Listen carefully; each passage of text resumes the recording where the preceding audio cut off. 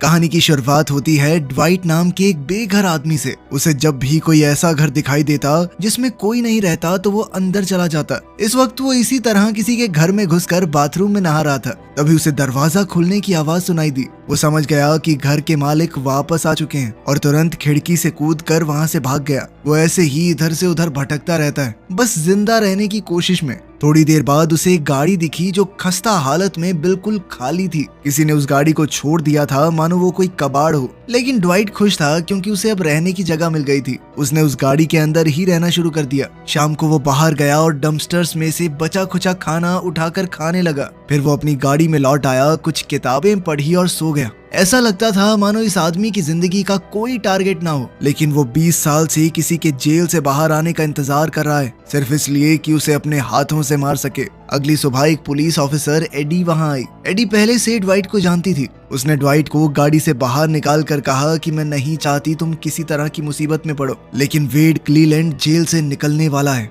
वेड वही आदमी था जिसने 20 साल पहले ड्वाइट के माँ बाप को मार दिया था। ये सुनकर ड्वाइट के अंदर की आग जलने लगी। उसकी जिंदगी का एक ही मकसद था, वेड को मारना। अब उसे पता चल चुका था कि वेड बाहर आ रहा है, इसीलिए वो बदला लेने की तैयारी करने लगा। उसने उस पुरानी कार के अंदर नई बैटरी डलवाई ताकि वो सही तरीके से चल सके। वेड वर्जीनिया की एक जेल से छूटने वाला था तो उसे भी वहीं जाना पड़ेगा। इसके लिए वो एक बंदूक की दुकान में गया, लेकिन वहाँ बंदूकें इतनी ज्यादा महंगी थी कि वो कुछ खरीद नहीं पाया। फिर उसने अपनी बहन को एक लेटर लिखा और एक पार्किंग में गाड़ियों के शीशे तोड़ने लगा, इस आस में कि कहीं किसी गाड़ी में उसे बंदूक मिल जाए। कुछ देर बाद उसे एक बंदूक मिल भी गई, लेकिन उसके ट्रिगर के ऊपर लॉक लगा हुआ था। ड्वाइट बार बार कोशिश करता रहा उस लॉक को तोड़ने की, लेकिन लॉक तोड़ने के चक्कर में उसने पूरी बंदूक ही तोड़ दी। फिर उसने सोचा कि बंदूक से नहीं, हाथों से मारूंगा उसे। तो अब वो बिना बंदूक के ही वर्जीनिया निकल गया। वहां जाकर उसने जेल के बाहर इंतजार किया ताकि वो देख सके कि वेड कब बाहर आएगा और कहाँ जाएगा। थोड़ी देर बाद एक लिमोजीन जेल के गेट पर आई और वेड बाहर निकला। वेड का परिवार उसे देखकर बहुत खुश था। सबने उसे गले लगा लिया। ये देखकर ड्वाइट रो पड़ा। वो आदमी जिसने उससे उसके माँ बाप को छीन लिया अब अपने परिवार के साथ मौज मार रहा है। जैसे ही वो लोग वहां से चले, ड्वाइट उनका पीछा करने लगा। थोड़ी देर बाद वेड का परिवार एक बार में रुक गया थोड़ी पार्टी करने के लिए। ड्वाइट गुस्से से पीछे की तरफ से बार में घुस गया और जल्दी से बाथरूम में छुप गया। उसने इंतजार किया कि वेड बस अकेले अंदर आए। थोड़ी देर बाद जैसे ही वेड अंदर आया, ड्वाइट ने तुरंत बाहर निकलकर सबसे पहले वेड के गले पर हमला किया। लेकिन इस हमले से वेड जिंदा बच गया और उसने ड्वाइट के ऊपर एक के बाद एक हमले शुरू कर दिए। लेकिन ड्वाइट ने भी हार नहीं मानी। उसने दोबारा हमला किया और इस बार वेड के माथे में छुरा घुसा दिया। वेड जमीन पर गिर गया, बस उसकी आखिरी सांसें चल रही थी। अब उसका मरना तय था तो ड्वाइट तुरंत वहां से निकलने लगा। उधर वेड के परिवार को भी शक हो गया कि कुछ तो हुआ है। इतनी देर से बाथरूम में क्या कर रहा है वो सब जल्दी से बाथरूम की तरफ बढ़े। ड्वाइट बाहर निकला और सबसे पहले वेड की गाड़ी का टायर पंचर कर दिया और फिर अपनी गाड़ी में बैठ गया। उसने देखा कि उसके हाथ पर बहुत गहरा कट लग गया था, जिससे बहुत तेजी से खून निकल रहा था। वेड के साथ उसकी लड़ाई के दौरान शायद उसकी गाड़ी की चाबी अंदर ही गिर गई थी, तो उसने सोचा कि वेड की गाड़ी लेकर ही भाग जाता हूँ। वो तुरंत बाहर निकला और वेड की गाड़ी में घुस गया। किस्मत से चाबी गाड़ी के अंदर ही लगी हुई थी। उसने जल्दी से गाड़ी स्टार्ट की और वहाँ से भागने लगा। थोड़ी देर बाद उसने महसूस किया कि गाड़ी की पिछली सीट पर कोई तो है। उसने गाड़ी रोकी। पीछे से एक लड़का बाहर आया जिसका नाम विलियम है। विलियम जोर से चिल्लाकर बोला कि तुमने वेड को क्यों मारा। इस पर ड्वाइट ने कहा कि वेड ने मेरे माँ बाप को मारा था, अनाथ बना दिया मुझे। ये सुनकर वो लड़का घबरा गया और वहां से भागने लगा। विलियम के हाव भाव से ड्वाइट थोड़ा सोच में पड़ गया। अब उसे लग रहा था कि शायद उसने गलत आदमी को मार दिया। कहीं ऐसा तो नहीं कि वेड ने किसी और का इल्जाम अपने सर पर लिया हो। फिर उसे आगे एक खाली घर दिखाई दिया। देखने से ऐसा लग रहा था कि यहाँ काफी समय से कोई नहीं आया। ड्वाइट अंदर चला गया ताकि अपना हुलिया बदल सके। सबसे पहले उसने अपने लंबे बाल और दाढ़ी काट दिए ताकि कोई उसे पहचान न सके। फिर नहा धोकर एकदम साफ सुथरा आदमी बन गया। उसने अपने हाथ पर पट्टी बांधी और नए कपड़े पहने। फिर उसने टीवी पर सभी न्यूज चैनल देखे, लेकिन कहीं भी वेड की मौत की खबर नहीं थी। फिर वो घर से बाहर आया। बाहर उसने एक ट्रक देखा और ट्रक ड्राइवर से लिफ्ट मांगी। अब वो अपनी बहन सैम से मिलने जा रहा था। सैम के पति की मौत हो चुकी थी। वो अपने 2 बच्चों के साथ अकेली रहती थी। थोड़ी देर बाद ड्वाइट उसके घर पहुंच गया। सैम अपने भाई को इतने समय बाद देखकर बहुत खुश हुई। कुछ देर बाद वो दोनों एक रेस्टोरेंट में खाना खाने गए। फिर अचानक ड्वाइट ने बताया कि मैंने वेड को मार दिया है, वही आदमी जिसने हमारे माँ बाप को मारा था। ये सुनकर सैम बहुत गुस्सा हो गई। लेकिन अंदर ही अंदर उसे थोड़ा सुकून तो था कि उन दोनों को अनाथ बनाने वाला आदमी अब मर चुका है। सैम ने बताया कि वेड का परिवार हमारे पड़ोस में ही रहता है। वो बहुत अमीर लोग हैं, मौके मौके पर मुझे नीचा दिखाते रहते हैं, खासकर अपनी उस लिमोजिन कार की हेकड़ी बहुत दिखाते हैं वो। थोड़ी बातचीत के बाद ड्वाइट को समझ आया कि क्लीलैंड परिवार बहुत ज्यादा ताकतवर है। अब जब उसने वेड को मार दिया है तो वो चुप तो नहीं बैठेंगे, जल्द ही वो उसे ढूंढते हुए उसके पीछे आएंगे। तभी उसे ध्यान आया कि हम दोनों तो बाहर हैं, बच्चों को कौन देख रहा है। ये सोचकर ही वो दोनों बहुत घबरा गए और तुरंत घर की तरफ भागे। सैम अंदर गई तो देखा कि बच्चे बिल्कुल सुरक्षित थे, लेकिन अब वो डर चुकी थी और गुस्से में बाहर आई। उसने ड्वाइट को थप्पड़ मारा। उसने कहा कि सब कुछ एकदम ठीक चल रहा था, तुमने दोबारा हमारे परिवार को मुसीबत में डाल दिया। अब मुझे कुछ समझ नहीं आ रहा कि क्या करूं। ड्वाइट ने कहा कि मैं सब कुछ संभाल लूंगा, लेकिन तब तक के लिए तुम्हें यहाँ से जाना होगा बच्चों को लेकर। उसने सैम से कहा कि अपना सामान पैक करो और बच्चों को लेकर पिट्सबर्ग चली जाओ। जब तक मैं सब कुछ ठीक नहीं कर देता वापस मत आना। सैम को भी समझ आ गया कि उसके बच्चों की सुरक्षा सबसे जरूरी है। उसने सामान पैक किया और वहाँ से निकल गई, ड्वाइट को वहीं अकेला छोड़कर। अब ड्वाइट को ये पक्का करना था कि उसकी बहन के पीछे कोई नहीं आएगा। सबसे पहले उसने घर चेक किया, फिर उसने सोचा कि अगर वेड के परिवार ने हमला किया तो वो अपना बचाव कैसे करेगा। लेकिन घर में कोई भी हथियार नहीं था, और तो और उसकी बहन शायद चाकू भी अपने साथ ले गई थी। जो छोटी मोटी चीजें उसे मिली उनसे ही ड्वाइट ने अपना जुगाड़ किया और इंतजार करने लगा। जैसे ही रात हुई उसने एक गाड़ी की आवाज सुनी। वो तुरंत खिड़की की तरफ भागा। जैसे ही उसने बाहर देखा तो उसने वेड के दो भाइयों को देखा। उनका नाम टेडी और कार्ल था। वो दोनों ड्वाइट की गाड़ी में ही वहाँ आए थे। ड्वाइट समझ गया था कि ये लोग हथियार लेकर उसकी पूजा करने तो आए नहीं, उसे मारने ही आए हैं। वो तुरंत ऊपर गया और बाथरूम की लाइट ऑन कर दी, साथ ही पानी भी जला दिया, ताकि अगर वो लोग घर में आए तो सीधा ऊपर चले जाएं, ये सोचकर कि जो भी है ऊपर ही है, नीचे इधर उधर ना ढूंढे। लाइट ऑन करके ड्वाइट ने फिर से खिड़की से देखा और वो समझ गया कि दोनों भाई अलग अलग रास्ते से आ रहे हैं, एक मेन गेट से और दूसरा बैक गेट से। फिर ड्वाइट नीचे आकर हॉल में सोफे के नीचे छुप गया। दोनों भाई घर के अंदर आ गए और धीरे धीरे ऊपर जाने लगे।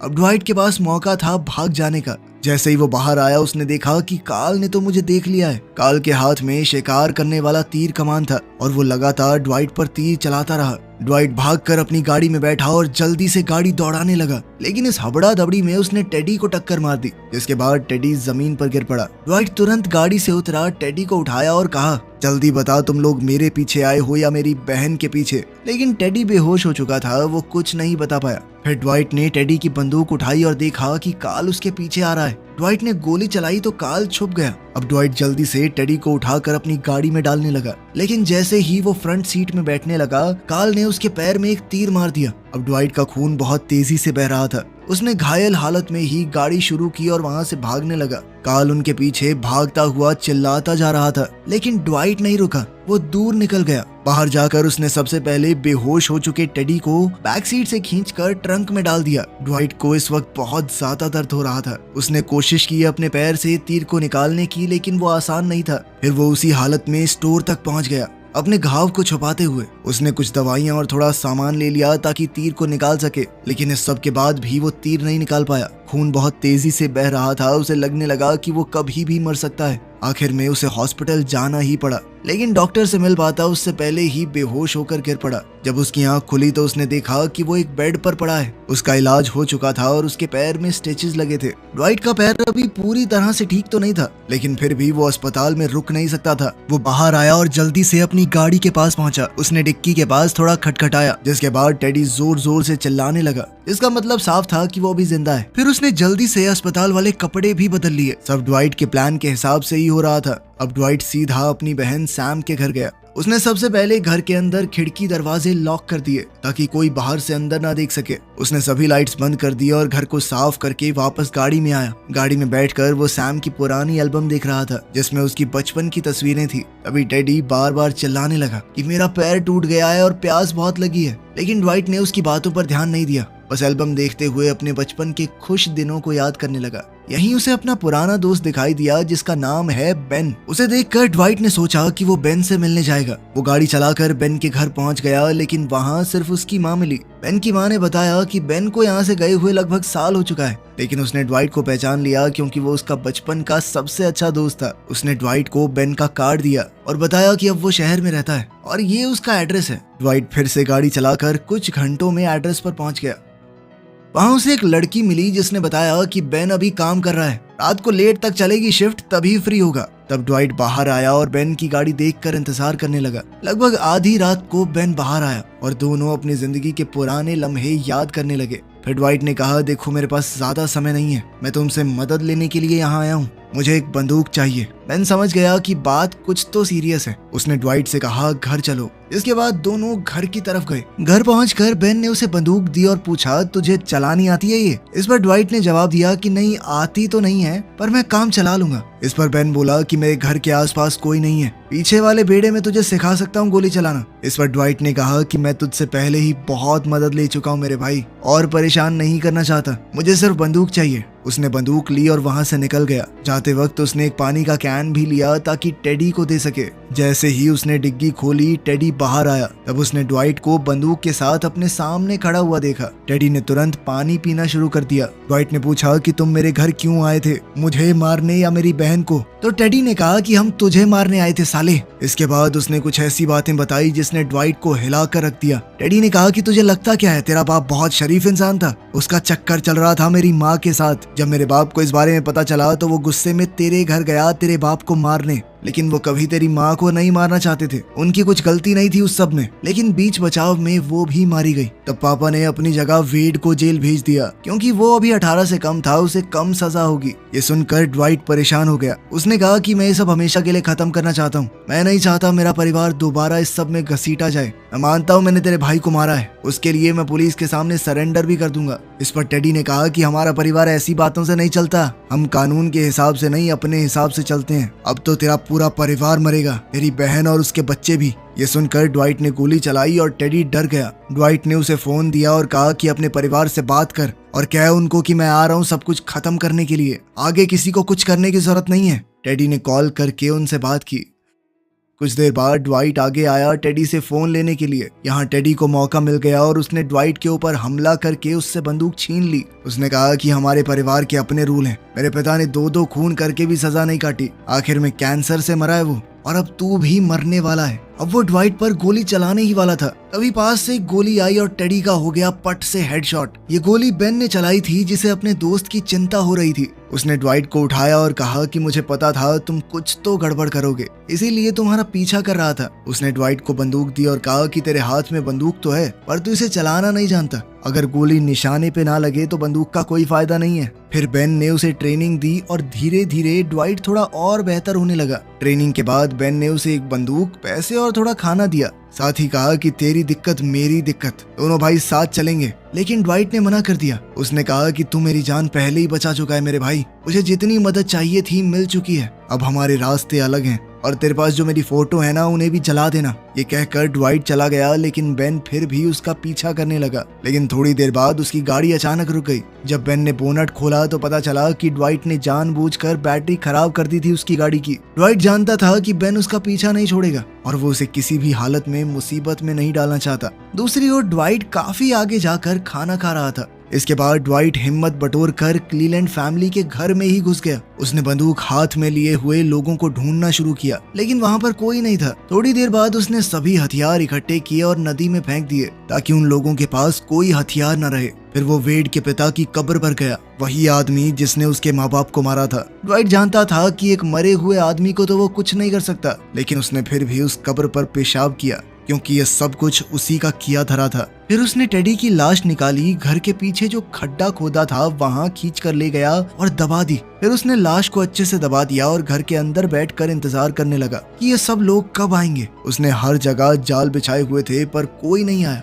जब शाम को अचानक से घर की लाइट जल गई तो वो डर गया। उसने बंदूक उठाई और देखने लगा कि कौन आया है। फिर उसे समझ आया कि ये लाइट तो ऑटोमेटिक थी, शाम को 8 बजे जल जाती हैं। अब उससे और इंतजार नहीं हो रहा था। उसने अपने घर का नंबर मिलाया और मैसेज छोड़ा कि वो सब कुछ खत्म करना चाहता है। उसे उनके परिवार से कोई दुश्मनी नहीं है, बस उस आदमी से थी जिसने उसके माँ बाप को मारा। लेकिन अगर वो उसकी बहन के पीछे गए तो वो किसी को जिंदा नहीं छोड़ेगा। कुछ घंटों बाद क्लीलैंड परिवार के लोग वापस आए। 3 लोग घर में घुसे, कार्ल और उसकी 2 बहनें। उनकी बातों से ड्वाइट को पता चला कि उन्हें सैम के बारे में सब कुछ मालूम पड़ गया है, कि वो अभी पिट्सबर्ग में है और जल्द ही वो उसे मारने वाले हैं। साथ ही उसके दोनों बच्चों को भी। ये सुनकर ड्वाइट को बहुत गुस्सा आया और उसने सीधा काल को गोली मार दी। अब सिर्फ उसकी 2 बहनें बची थी। ड्वाइट ने कहा कि मेरा कोई इरादा नहीं है तुम्हारे पूरे परिवार को खत्म करने का, मेरी दुश्मनी सिर्फ तुम्हारे बाप से थी, लेकिन मेरी बहन के पीछे जाके तुमने बहुत बड़ी गलती की। तभी अचानक विलियम वहां आया और उसने ड्वाइट को गोली मार दी।